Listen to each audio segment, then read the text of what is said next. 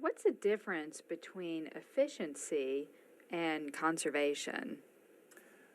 The way I like to phrase it is efficiency is things you can do when you're inside your house and you can look at your fixtures, whether it's a sink, a shower head, a toilet, a washing machine, a dishwasher. All these things use water, and there'll be a time when these particular appliances and fixtures are ready to be replaced. And if you replace them with much more efficient varieties, you're still using water, but it's done in a much more efficient manner.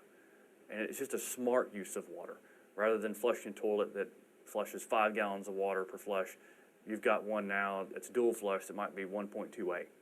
So that's a significant savings. And they have front-loading washers now that use a lot less water than the old-fashioned top-loading variety. So that, to me, is the way I like to think of efficiency. It's a way you can still use water, but just use a lot less of it to get the same job done. And water conservation, again, I like to think of it as a more active approach where you are trying to reduce the amount of water you're irrigating. You're not changing anything out in the irrigation system, but you're just trying to not irrigate as much, or maybe not, or maybe you use water from a rain barrel to irrigate your garden rather than using potable water. So it's active things like that. Maybe taking really short showers, or maybe not washing laundry every day, and trying to be a little more smart about that. So those are things I think about when I think about water conservation. We have a lot of residential use in our system. That's over 60% of our demand. We look at the outside first, and a lot of people have irrigation demands outside in this area. And what we try to encourage people to do now is to look at plantings that are a little more drought resistant, maybe warm weather grasses, maybe get some shrubs and bushes that seem to do better than certain ones in terms of drought resistance. We're not talking about succulents and cactuses, but get a native species in the ground that is going to probably be able to survive droughts and won't need a whole lot of water. Again, the turf grass is a big one. If you get warm weather turf grasses, an inch of water is usually required for fescue a week in the hot summer months to keep it green and lush, whereas Bermuda or zoysia, I think about a 1/4 inch would be appropriate for them to keep them in pretty good shape. I would wish that everybody would view water as the limited resource that it is. I mean, I think it's really easy for us to turn on the faucet and get, clean water. It almost seems like a birthright. And, I mean, I suppose it is living in America, but I think we have a huge responsibility to manage this resource and understand that it isn't without cost. It's something that needs, to be in the forefront of our thinking, essentially. Well, I think the real key is that we simply have to keep rainwater on site, and using technologies that we've heard about, low impact development, which simply means when the water comes down, we need to capture it in things like bioretention ponds, rainwater gardens, cisterns, and other things that will simply keep water on site and not flow into the streams and into the creeks and rivers with all the nutrients. And I also think we need to stop doing things that are really unnecessary, like dumping lawn fertilizer on our lawn. What is low-impact development? For example, one criterion for a low-impact development would be that you match pre-development hydrology. So you'd say on an annual basis of 100, I'll give you a percentage of all the rain, 100% of the rain that falls on the ground, or the precipitation that falls on the ground, 5% runs off, 50% goes in the atmosphere, and 45% becomes part of shallow interflow or groundwater recharge, okay? And so low-impact development could be a development that, using that target, I think 55, 45, 5, matches it. Now, can we design a system, a low-impact development, that reduces runoff compared to conventional? Absolutely. When you actually build the two developments, Big Pond versus LID site, the developer may well be able to make more money on the sales of the homes associated with the low-impact development rather than the conventional. What is a bioretention area, and how does it work? I use that one a lot. It's probably the fastest growing stormwater management practice in North Carolina. North Carolina probably employs it more than all but one, two, or three states in the country. And essentially what it is a vegetated soil filter that does pretty much two big things.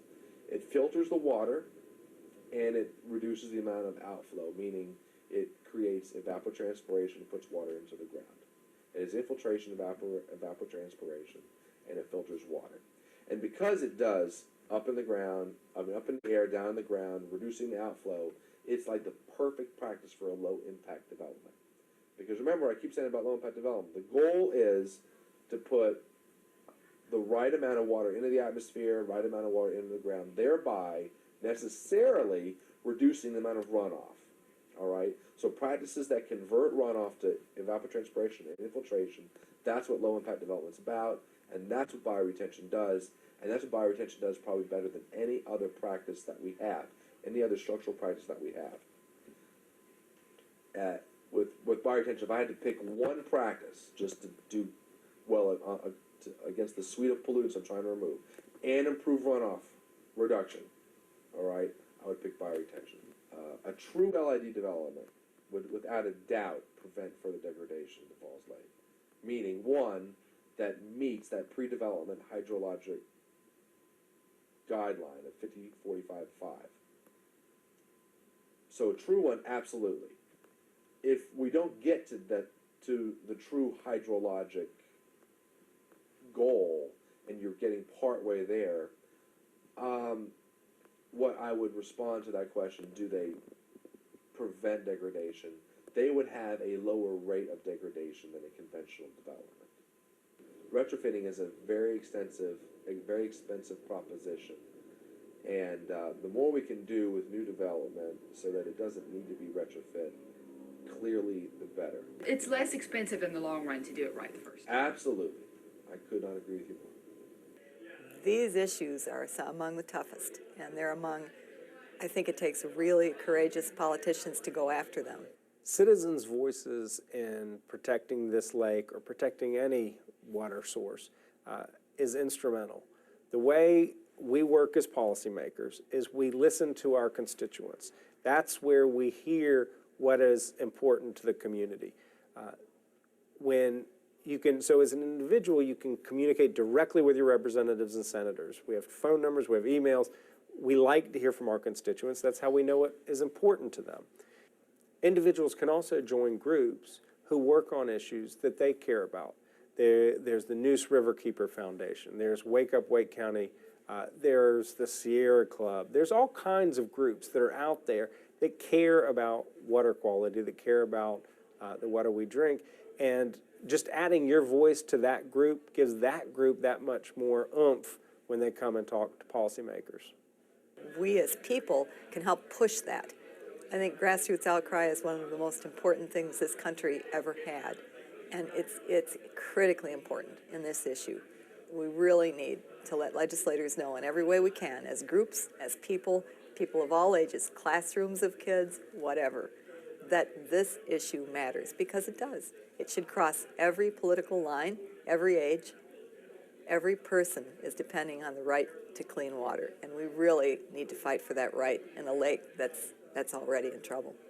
Certainly, your legislative representatives hear a lot more from the polluter economic interests than they hear from the public. So contacting them, whether they are local officials or whether they're your state representative and senator, you can make a difference. There's no question about it that the state legislature is slanted in that direction because they hear a lot more from lobbyists on that side. If we don't address the issues of Falls Lake now, it's our children that are going to have to. And that's going to be politically more difficult. It's going to be economically more difficult in the long run. We must address those issues today. I wish the environmental community and the common citizens who just enjoy going out and boating or enjoy going out and swimming in a lake that they trust is safe would speak up a little bit more and make it clear to their legislators and to their officials that this is an important issue for them. I think the average citizen relies too much on the assumption that because they voted that person into office, they can trust them to do their job. And I have not always found that to be the case. We need to not be afraid to speak up, no matter who we are. And most importantly, we need to look at who we are electing to office. These decisions ultimately are being made, at least in North Carolina, by the General Assembly. So who are we electing? Are they going to vote with the best interest for all of us? Not for tomorrow, but for years to come. There has to be a regional approach when it comes to protecting lakes. Any water source, you have to look at the entire watershed. You have to, all parties who are stakeholders, who are engaged in the lake, whether they're drinking the lake or their activities flow into the lake, have to talk to each other. They have to hear each other's concerns. All concerns are valid. And as long as we keep our eye on the fundamental goal of understanding that the water quality of Falls Lake is essential to the long-term economic vitality of our community, and we have to take firm actions to ensure that future vitality in a way that is understanding of the situations of people upstream. If we keep that community regional approach, that's really, to me, the only way we will succeed. You know, it does give life. Without the water, certainly Raleigh couldn't have grown to the extent that it has. And seasonally, it looks different, you know, depending. I can always tell when I drive over, oh, the lake's up a few feet, but I'm acutely aware of it now. But yeah, I feel like we're in a sort of symbiotic relationship. The life, you know, the life that the water provides us, in turn, gives us a responsibility to not use it in a wasteful way. I mean, we're dependent on, you know, the rains, you know, for the reservoir to fill up, and we're dependent on what we allow to dump into the lake to determine what the quality is. So, yeah, I mean, nature is, you know, it's interesting. You know, one small effect here will have a ripple effect elsewhere. So I think we need to be cognizant of it, that it is living. You know, you change the amount of oxygen in it, you change the level of it, you change any number of factors, and you're going to change fundamentally how the lake operates. So I'm deeply disturbed when people view it more like as a resource, something take, rather than, you know, take with a reverence in a way, in a healthy respect. I believe that water is, you know, a moral issue for our present and our future. And I do find it very frightening that folks take it so much for granted, both in quantity and in quality. And I do hope that folks will recognize that solution is not bottled water, but engagement of the public in knowing what is upstream of you and being responsible for what is downstream of you, whether it is surface water runoff, whether it is groundwater contamination. There is a real need for folks to understand that this is one of the primary justice issues of our time. I hope you found this special edition on Falls Lake informative. I hope it has inspired you to do something about it. The state is limited by pressure from special interest. It is up to you to protect your water. The most polluted part of Falls Lake is the upper portion, which consists of 80% of the watershed for the entire lake.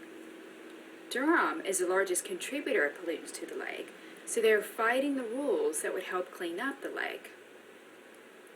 Durham's lobbyist, a well-connected former Deputy Secretary of Diener, is successfully gutting the Falls Lake rules. As it stands now, the cleanup is concentrated on the lower portion of Falls Lake, which is less polluted. The most polluted area doesn't have to start cleaning up for another 10 years, and Durham is arguing for re-examination to see if they will have to do any cleanup. This makes absolutely no sense whatsoever. The most polluted part of Falls Lake should be cleaned up immediately. The re-examination is a delay tactic. How can the upper portion of the lake magically become less polluted with minor changes regarding the existing problems, especially when Durham will continue to develop near the lake? Durham has plans to build the largest regional sewage pumping station in Durham, about a mile from Falls Lake. This will allow an additional 10,000 acres of water supply watershed of Falls Lake to be developed at up to 70% impervious surface in soils that are highly erosive. No wonder Durham is continuing to fight the rules. Falls Lake should have had protections years ago, but Durham fought restrictions for Falls Lake because it would limit their tax base. Durham is pushing the cost of polluted water downstream to those who depend on the lake for their drinking water. Take a stand to protect your water. Write, call, and email your senators and legislators. Support groups like Neuse Riverkeeper Foundation, Wake Up Wake County, and please do your part. And remember to be responsible about what goes down your drain, too.